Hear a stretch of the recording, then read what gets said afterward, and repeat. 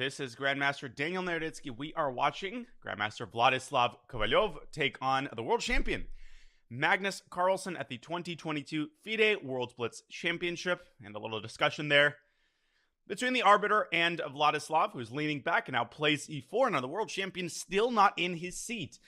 And the time control for the FIDE World Blitz, it's 3 minutes per side with a 2-second increment. It's pretty unprecedented for one of the opponents not to be at their chair when the game begins. Magnus Carlsen does like to be fashionably late. 15 seconds have already elapsed. You can see Kovalyov there waiting in anticipation for the opportunity to play the world champion. He is nowhere to be found. 30 seconds now, creeping down on his clock. Kovalyov still sitting in the same spot. He's played 1e4. Now, maybe Carlsen is simply deciding what opening he wants to play, but, you know, there's a time for preparation and there's a time for playing. 35 seconds, and you can see those playing diagonally in front of Kovalyov, one of them looking back. I think that might be Fabiano Caruana. Where is the world champion? Someone's running to his chair.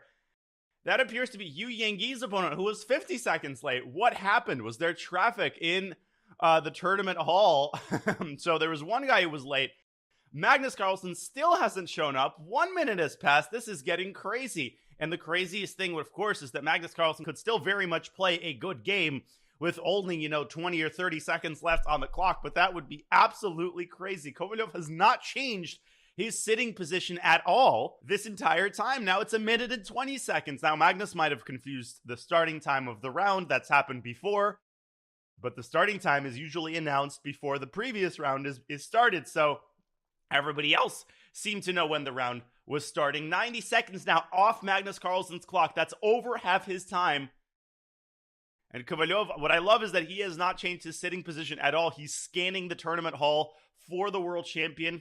And of course, he does not want to win a game by forfeit. That would be a lame way to beat the world champion. He wants an opportunity to play a blitz game with him. You can kind of sense the disappointment on his face.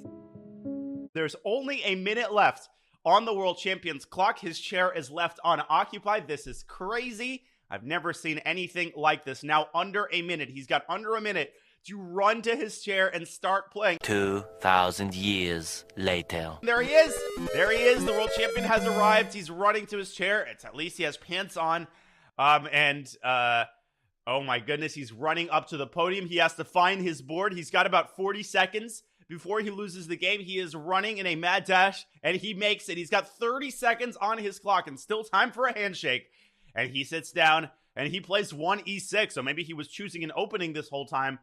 That would be pretty interesting. 31 seconds on Magnus Carlsen's clock as he plays the French defense. And Kovalyov takes on d5, which is a decision I already don't like. He plays the exchange French, which is a pretty easy opening for black to blitz out the moves in. Something like knight c3 or maybe the advance would have forced Magnus Carlsen to slow down. Instead, Kovalyov with an early c4. That often leads to an isolated queen-pawn structure. If, of course, black takes on c4, but Magnus Carlsen delaying that move. He's already built up 35 seconds to his clock, and Kovalyov's time advantage has shrunk down to a measly 2 minutes. As he contemplates his next move, he can push the c-pawn down to c5 and chase black's bishop away. Carlsen seems a little bit flustered, but he's playing the opening pretty decently thus far. Knight c3, bishop e2, a lot of moves possible, and it's actually not easy to handle a time advantage as big as the one that Kovalyov has, because you're feeling the pressure to win the game quickly. But Carlsen can play well with 5 seconds on his clock, and Kovalyov has already spent a minute. This is what, move 4, move 5. He finally decides to bring his knight out to c3. Carlsen just ignores the threat on the d5 pawn, and he castles. If white takes on d5, that pawn is going to be a sitting duck, and it can be pretty easily recaptured by black's other knight, which will go to d7 and then to b6. And once black recaptures the pawn on d5, he's going to have a very nice blockading knight to immobilize white's isolated queen pawn on d4. And another 20 seconds spent by Kovalyov. This is maybe even crazier than Carlsen's late arrival time. Kovalyov cannot decide how to position his pieces. Maybe c5. I think the move bishop f1 to e2, just a modest developing move, could be the way to go. His time advantage is now under a minute. Maybe he's being nice to the world champion to equalize the playing field. And he does take on d5, covers the check with a rook, and there goes Magnus Carlsen's knight. He brings it to d7. He adjusts some pieces before pressing the clock. He is absolutely unconcerned. He does have more time than he started with. But of course, he did start with 30 seconds. Kovalyev castles kingside, and Carlsen more piece adjusting as he plays h6, preventing white's dark-squared bishop from reaching g5. And maybe Kovalyev should have played bishop g5 on the previous move when he still had a chance. Now, the dark-squared bishop doesn't have all that many good developing spots. He can bring it out to e3, but then Carlsen will recapture on d5, and the bishop on e3 will be under attack. I actually think the world champion's position is excellent here. He's going to win the pawn on d5.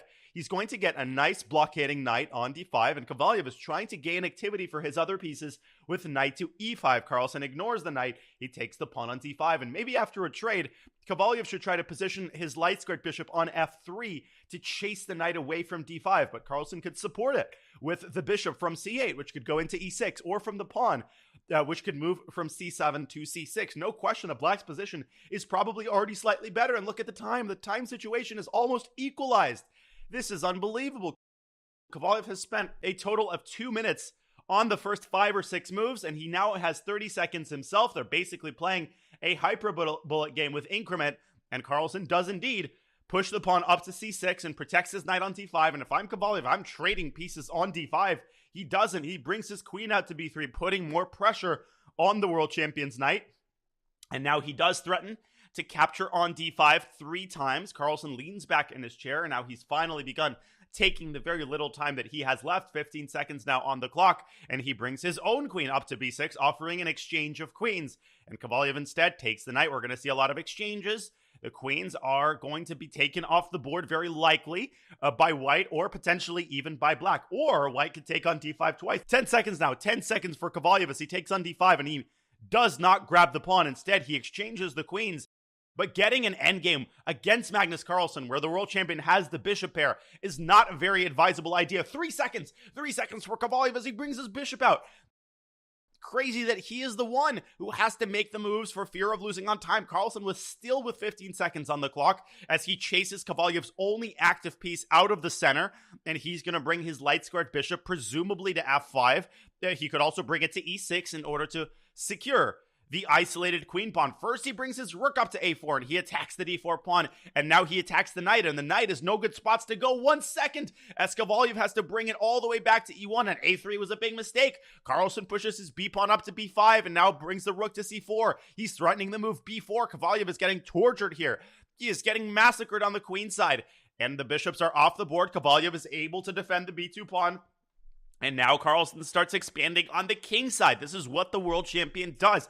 He does not let you breathe in these sorts of endgames, and he has positioned his pawns in an ideal setup, restricting white's king and knight as much as possible. The knight can't move to d3 because you lose the d4 pawn. It can't move to c2 because you lose the b2 pawn. So Kovalyev has to basically sit around and wait. He is trying to improve the position of his knight. A great job getting the knight into the center and chasing black's light-squared bishop away, but Carlsen is walking his king ever so gradually over to the queen side. King c6 and king b5, and eventually something is going to give. Kovalyev still with 6 seconds on the clock. Carlsen going hither and thither, trying to chisel his way into white's position. The rook is currently parked on a4.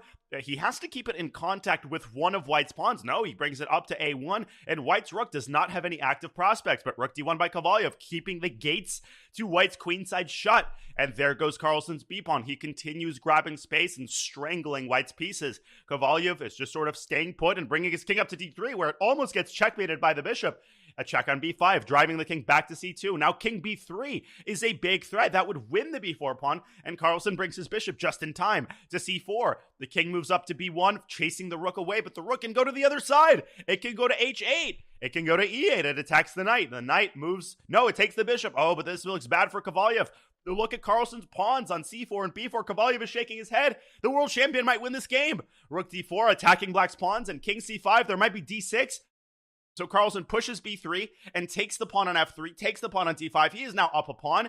The king is chasing the rook off of the b file, and rook f4 offers an exchange of rooks. The pawn endgame would obviously be lost for white because he's down a pawn, and the king is brought back down to d4. This is exquisite endgame technique by the world champion. He threatens to take the other pawn on g4. 2 seconds for Kovalyev. He is desperately trying to defend, and he loses the second pawn on g4. He does pick up the pawn on b3, but Carlsen now has connected pass pawns which are rumbling down the board. Kovalyev has to set his own pawn in motion, but it's not fast enough, and it's blocked by black's rook, and he resigns the game What a display by the world champion who started the game with only 30 seconds on his clock, and what a frustrating defeat for his opponent.